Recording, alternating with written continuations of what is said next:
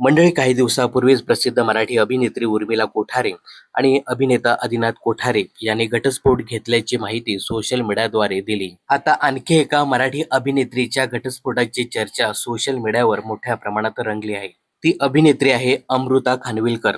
अभिनेत्री अमृता खानविलकर आणि तिचा पती अभिनेता हिमांशू मल्होत्रा वैवाहिक आयुष्यामुळे चर्चेत आले आहेत. अमृता आणि हिमांशू गेल्या काही महिन्यापासून वेगळे राहत असल्याचं बोललं जात आहे. या चर्चा दरम्यानच अमृताने क्रिप्टिक पोस्ट शेअर केली आहे. अमृताने तिच्या इंस्टाग्राम स्टोरीमध्ये शेअर केलेल्या पोस्टने सगळ्यांचंच लक्ष वेधून घेतलं आहे. प्रेम हरवलंय असं म्हणत अमृता लिहिते, आपण काय बोलतो आणि आपल्याला काय म्हणायचं असतं आणि आपल्याला काय सांगायचं असतं आणि आपण काय बोलतो याच्यामध्ये बऱ्याचदा प्रेम हरवून जातं. अमृताच्या या पोस्टमुळे हिमांशू सोबतच्या नात्यात दुरावा आल्याच्या चर्चांना उधाण आलं आहे. मात्र अद्याप या दोघांनी यावर कोणतीही प्रतिक्रिया दिलेली नाही. दरम्यान अमृता आणि हिमांशू यांनी 2015 मध्ये लग्न केलं होतं.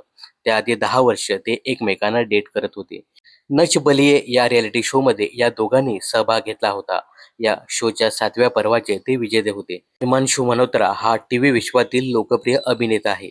यासोबतच त्याने काही बॉलिवूड चित्रपटामध्ये देखील काम केलं आहे.